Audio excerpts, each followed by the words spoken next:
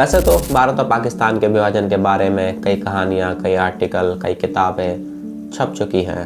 साहित्यकारों ने कई बार अलग अलग तरीके से भारत और पाकिस्तान के विभाजन की कहानियाँ गढ़ी हैं, परंतु मंटो की कहानियाँ जो भारत और पाकिस्तान के विभाजन के बारे में है, कुछ अलग तरह से हमें महसूस कराती है।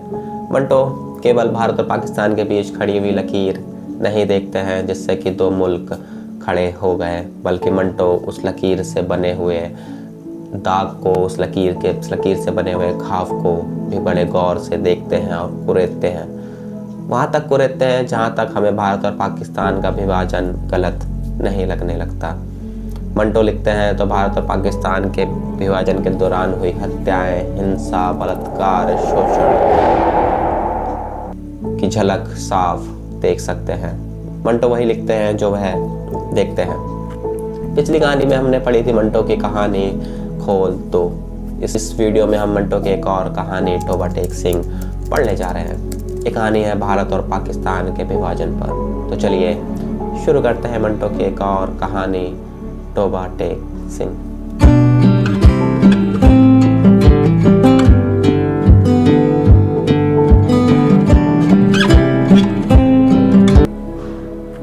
बंटवारे के 2-3 साल बाद हिंदुस्तान और पाकिस्तान की सरकारों को ख्याल आया कि खाली कैदियों के साथ पागलों का भी तबादला होना चाहिए।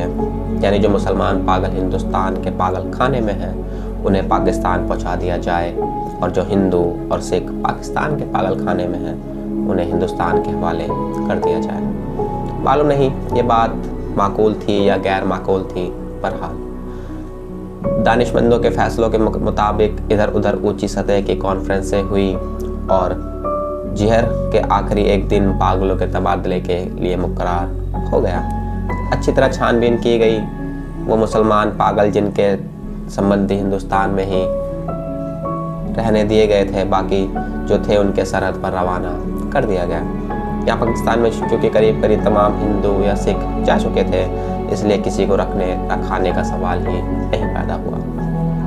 जितने हिंदू सिख पागल थे सबके सब पुलिस की हिफाजत में सरहद पर पहुंचा दिए गए।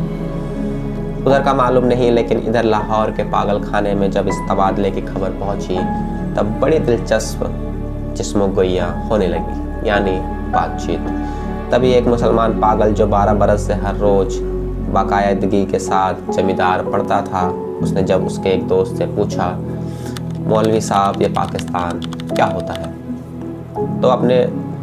तो उसने बड़े गौर व फिक्र के साथ जवाब दिया, हिंदुस्तान में एक ऐसी जगह है जहाँ उस्तरे बनते हैं। ये जवाब सुनकर उसका दोस्त मुतमईन हो गए, यानी शांत। इसी तरह एक और सिख पागल ने दूसरे सिख पागल से पूछा, सरदार जी हमें क्यों हिंदुस्तान भेजा जा रहा है, हमें तो वहाँ की बोली नहीं आती। दूसरा मुस्कुराया, मुझे तो हिंदुस्तान की बोली आती है, हिंदुस्तानी बड़े शैतानी आकड़ फिरते हैं। एक मुसलमान पागल ने नहाते नहाते पाकिस्तान जिंदाबाद का नारा इस जोर से बुलंद किया कि फर्श पर फिसलकर गिर गया और बेहोश हो गया। बाज पागल ऐसे थे जो पागल नहीं थे, यानी कई पागल ऐसे थे जो पागल नहीं थे। उनसे अक्सरियत ऐसे कातलों की थी जिनके रिश्तेदारों ने अफसरों को दे दिलाकर पागल खाने भिजवा दिया था कि फांसी से बच जाए। ये कुछ समझते थे कि हिंदुस्तान क्या तकसीम हुआ यानी बना और ये पाकिस्तान क्या है, लेकिन सही वाक़यात से ये भी बेखबर थे। अखबारों से कुछ पता नहीं चलता था और पहरेदार सिपाही अनपढ़ और जाहिल थे। उनकी गुफ्तगू यानी बातचीत से भी कोई नतीजा नहीं निकलता। उनको सिर्फ इतना मालूम था कि एक आदमी मोहम्मद अली जिन्ना है जिसको कायदे आजम कहते हैं। उसने मुसलमानों के लिए एक अलहदा मुल्क यानी एक अलग मुल्क बनाया है जिसका नाम पाकिस्तान है। ये कहाँ है इसके बारे में वह कुछ नहीं जानते थे। यही वजह है कि पागल खाने में जो सब पागल जिनका दिमाग पूरी तरह माऊफ यानी ख़राब नहीं हुआ था, इस समय में गिरफ्तार थे कि वह पाकिस्तान में है या हिंदुस्तान में। अगर हिंदुस्तान में है तो पाकिस्तान कहाँ है? अगर वो पाकिस्तान में है तो ये कैसे हो सकता है कि वह कुछ अरसा पहले यहाँ रहते हुए भी हिंदुस्तान में थे? एक पागल तो पाकिस्तान और हिंदुस्तान और पाकिस्तान के चक्कर में कुछ ऐसा गिरफ्तार हुआ कि और ज़्यादा पागल हो गया। झाड़ू देते देते एक दिन दरख्त पर चढ़ गया और टहनी पर बैठकर 2 घंटे मुस्तकिल तकरीर करता रहा, यानी भाषण देता रहा। जो पाकिस्तान और हिंदुस्तान के नाजुक मसले पर थी। सिपाहियों ने उसे नीचे उतारने को कहा तो वो और ऊपर चढ़ गया। डराया धमकाया गया तो उसने कहा, मैं न तो हिंदुस्तान में रहना चाहता हूँ न पाकिस्तान में, मैं इस दरख्त पर ही रहूँगा। एक MSc पास रेडियो इंजीनियर जो मुसलमान था और दूसरे पागलों से बिल्कुल अलग थलग बाग की एक खास रविश यानी कैरी और सारा दिन खामोश टहलता रहता था। फिर तब्दीली नमूदार हुई कि उसमें तमाम कपड़े उतार कर दफा करके हवाले कर दिए और नंग धड़ंग सारे बाग में चलना शुरू कर दिया। यूनिट के एक मोटे मुसलमान ने, जो मुस्लिम लीग का एक सरगर्म कारकुन था और दिन में 15-16 मरतबा नहाता था, यकलक एकदम वह आदत छोड़ दी। उसका नाम मोहम्मद अली था। चुनाचे उसने एक दिन अपने जिंगले में ऐलान कर दिया कि वह कायदे आज़म मोहम्मद अली जिन्ना है। उसकी देखा देखी एक सिख पागल मास्टर तारा सिंह बन गया। करीब था कि जिंगले में खून खराबा हो जाए, मगर दोनों को खतरनाक पागल करार देकर अलहदा बंद कर दिया, यानी अलग अलग। लाहौर का एक नौजवान हिंदू वकील था जो मोहब्बत में मुस्तकिला होकर पागल हो गया था। जब उसने सुना कि अमृतसर हिंदुस्तान में चला गया तो उसे बहुत दुख हुआ। इसी शहर की एक हिंदू लड़की से उसे मोहब्बत हो गई थी। उसने इस वकील को ठुकरा दिया था, मगर दीवानगी की हालत में भी वह उसको नहीं भूला था। चुनाचे वह उन तमाम मुस्लिम लीडरों का गालियाँ देता था जिन्होंने मिलाकर हिंदुस्तान के 2 टुकड़े कर दिए। उसकी महबूबा हिंदुस्तानी बन गई और वह पाकिस्तानी।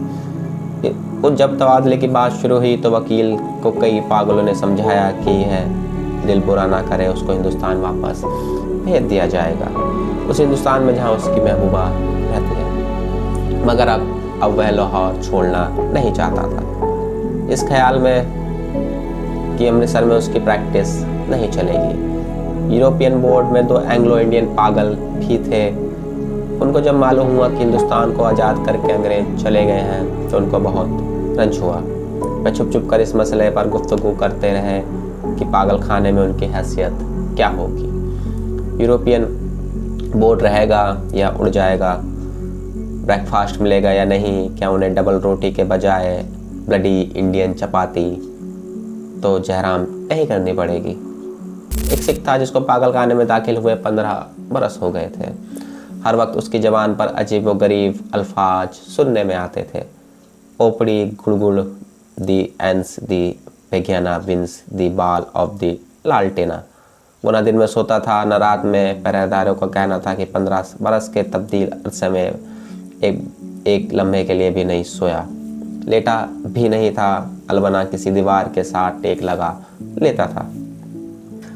हर वक्त खड़ा रहने से उसके पाँव सूज गए थे, पिंडलियाँ भी फूल गई थी, मगर इस जिस्मानी तकलीफ के बावजूद वह लेटकर आराम नहीं करता था। हिंदुस्तान, पाकिस्तान और पागलों के तबादले के मुतालिक वह कभी पागल खाने में गुफ्तगू होती थी तो वह गौर से सुनता था। कोई उससे पूछता कि उसका क्या ख्याल है तो बड़ी संजीदगी से जवाब देता था, ओपड़ी गुड़गुड़ दी एंग्स दी बेगनिया विंग्स दी वॉल ऑफ द पाकिस्तान गवर्नमेंट। लेकिन बाद में ऑफ द पाकिस्तान गवर्नमेंट की जगह of the Toba Tek Singh government ने ले ली और उसने दूसरे पागलों से पूछना शुरू किया कि टोबा टेक सिंह कहाँ है, जहाँ का वह रहने वाला है। लेकिन किसी को भी नहीं मालूम था कि पाकिस्तान में है या हिंदुस्तान में। जो ये बताने की कोशिश करते थे वह खुद इस उलझाव में गिरफ्तार हो जाते थे कि स्लाट कोटा पहले हिंदुस्तान में होता था, पर जब सुना है कि पाकिस्तान में है, क्या पता कि लाहौर जो अब पाकिस्तान में है कल हिंदुस्तान में चला जाएगा या सारा हिंदुस्तान ही पाकिस्तान में शामिल हो जाएगा। और यह भी कौन सीने पर हाथ रखकर कह सकता था कि हिंदुस्तान और पाकिस्तान दोनों किसी दिन सिरे से गायब ही हो जाएं। उस सिख पागल के केस यानी बाल छितरे होकर बहुत मुख्तसर रह गए थे, क्योंकि वह बहुत कम नहाता था, इसलिए दाढ़ी और बाल आपस में जम गए थे, जिनके बाइस उसकी शक्ल बड़ी भयानक हो गई थी, मगर आदमी बेअसर हानिकारक था।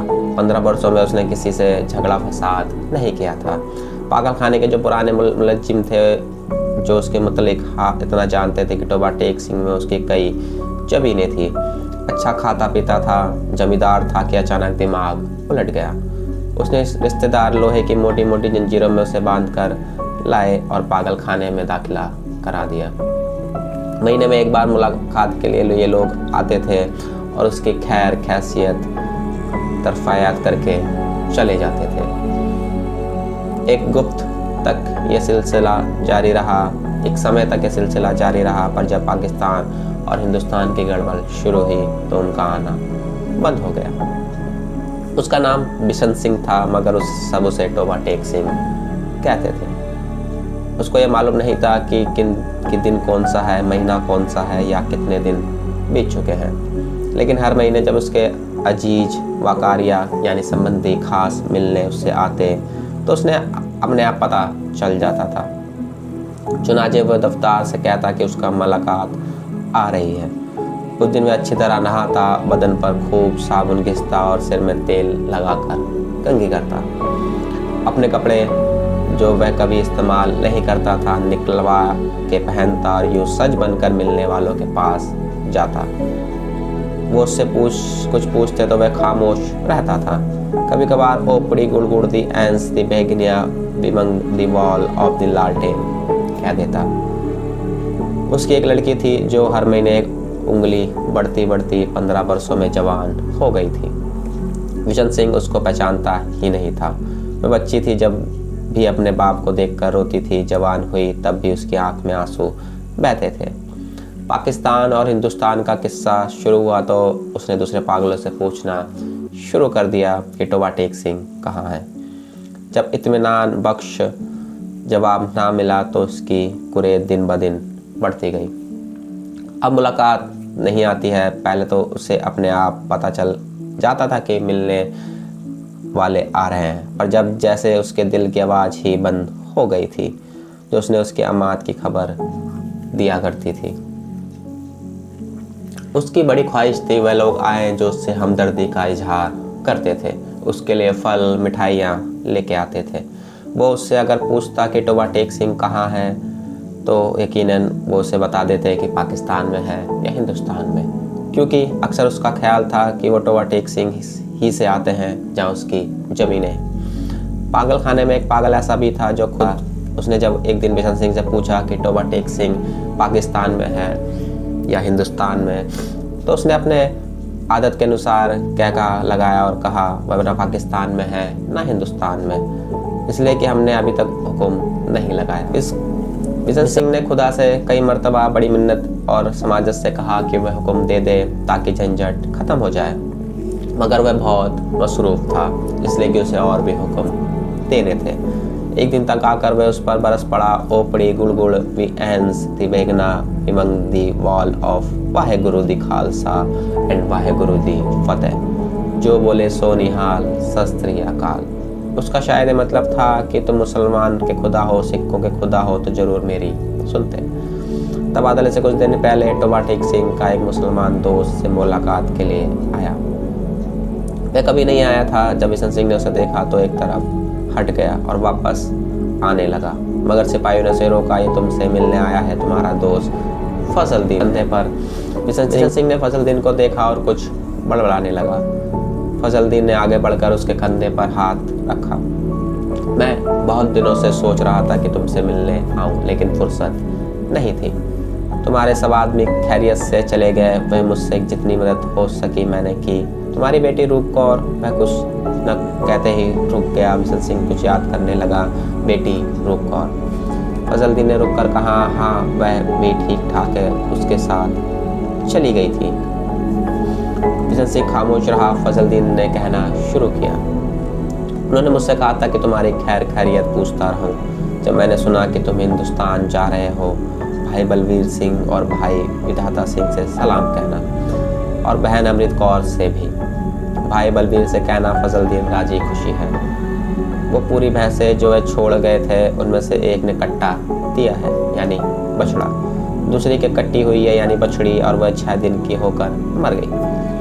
और वह मेरे लायक जो खिदमत हो कहना, मैं हर वक्त तैयार हूँ, वह तुम्हारे लिए थोड़े से मुरंडे लाया हूँ। किशन सिंह ने मुरंडे की बोटी लेकर फास खड़े सिपाही के हवाले कर दी और फजलदीन से पूछा, टोबा टेक सिंह कहाँ है? टोबा टेक सिंह, उसने कर दे हैरत से कहा, कहाँ है? वही है जहाँ था। किशन सिंह ने पूछा, पाकिस्तान में या हिंदुस्तान में? हिंदुस्तान में। नहीं नहीं, पाकिस्तान में। फजलदीन बौखला सा गया। किशन सिंह बड़बड़ाता हुआ चला गया। ओपड़ी गुड़गुड़ दी एंस दी बेगना, विमंग दी वॉल of the Pakistan and Hindustan of the हैट फिटे मुंडा। तबादले की तैयारी मुकम्मल हो चुकी थी। इधर से उधर और उधर से इधर आने वाले पागलों की फैरियत यानी सूची पहुंच गई थी। तबादले का दिन भी मुकर्रर हो गया था। सख्त सर्दियां थी जब लाहौर के पागल खानों से हिंदू सिख पागलों से भरी हुई लॉरियां पुलिस के दस्ते के साथ रवाना हुई तो मुतल्लिका यानी संबंधी अफसर भी हमराह थे। वाघा के बॉर्डर पर तरफेन यानी दोनों तरफ से सुपरिटेंडेंट एक दूसरे से मिले और इब्तिदाई कार्रवाई खत्म होने के बाद तबादला शुरू हो गया, जो रात भर जारी रहा। पागलों को लॉरियों से निकलना और उनको दूसरे अफसरों के हवाले करना बड़ा कठिन काम था। बाज तो बाहर निकलते ही नहीं थे, जो निकलते उन पर रजामंद होते थे। उनको संभालना मुश्किल हो जाता था क्योंकि इधर उधर भाग उठते थे। जो नंगे थे उनको कपड़े पहनाने जाते तो वे फाड़ कर अपने तन से जुदा करते थे। कोई गालियाँ बक रहा है, कोई गा रहा है, आपस में लड़ झगड़ रहे हैं, रो रहे हैं, बक रहे हैं, कान पड़ी आवाज़ सुनाई नहीं देती। पागल औरतों का शोरगोगा अलग था और सर्दी इतने कड़ाके की थी कि दांत बज रहे थे। पागलों की अक्सरियत इस तबादले के हक में नहीं थी, इसलिए कि उनकी समझ में आता था कि उन्हें अपनी जगह से उखाड़ कर कहाँ फेंका जा रहा है। चंद जो कुछ सोच रहे थे पाकिस्तान जिंदाबाद के नारे लगा रहे थे। 2-3 मरतबा फसाद होते होते बचा, क्योंकि बाद मुसलमान और सिखों के नारे सुनकर तैश आ गए। जब किशन सिंह की बारी आई और बागा के उस पार मुतलका अफसर उसका नाम रजिस्टर में दर्ज करने लगा तो उसने पूछा, टोबा टेक सिंह कहाँ है? पाकिस्तान में या हिंदुस्तान में? अफसर हंसा, पाकिस्तान में। ये सुनकर किशन सिंह उछलकर एक तरफ हटा और दौड़कर अपने बाकी ईमानदार साथियों के पास पहुंच गया। पाकिस्तानी सिपाहियों ने उसे पकड़ लिया और दूसरी तरफ ले जाने लगे, मगर उसने चलने से इनकार कर दिया और ज़ोर ज़ोर से चिल्लाने लगा, टोबा टेक सिंह कहाँ है? ओपड़ी गुड़गुड़ दी एंस दी बेगेना, पिगंग दी वॉल of the Toba Tek Singh and Pakistan. उसे बहुत समझाया गया कि देखो अब टोबा टेक सिंह हिंदुस्तान में चला गया है, अगर नहीं गया तो उसे फ़ौरन वहाँ भिजवा दिया जाएगा, मगर वो नहीं माना। जब उसको ज़बरदस्ती दूसरी तरफ ले जाने की कोशिश की गई तो वह दरमियान एक जगह इस अंदाज में अपनी सूजी हुई टांगों पर खड़ा हो गया जैसे अब उसे वहाँ से कोई ताकत नहीं हटा सकेगी। आदमी चूँकि बेजार था इसलिए उसने मजीद ज़बरदस्ती ना की गई, उसको वहीं खड़ा रहने दिया गया और बाकी काम होता रहा। सूरज निकलने से पहले साकित व साकीन शांत तरीके से किशन सिंह हलक से एक फलक शगल आसमान को फाड़ देने वाली चीख निकली। इधर उधर से कई अफसर दौड़े आए और देखा कि वह आदमी जो 15 बरस तक दिन रात अपनी टांगों पर खड़ा रहा औंधे मुंह लेटा था। उधर खारदार तारों के पीछे हिंदुस्तान था, इधर वैसे ही तारों के पीछे पाकिस्तान। दरमियान में ज़मीन के इस टुकड़े पर जिसका कोई नाम नहीं था, टोबा टेक सिंह पड़ा था।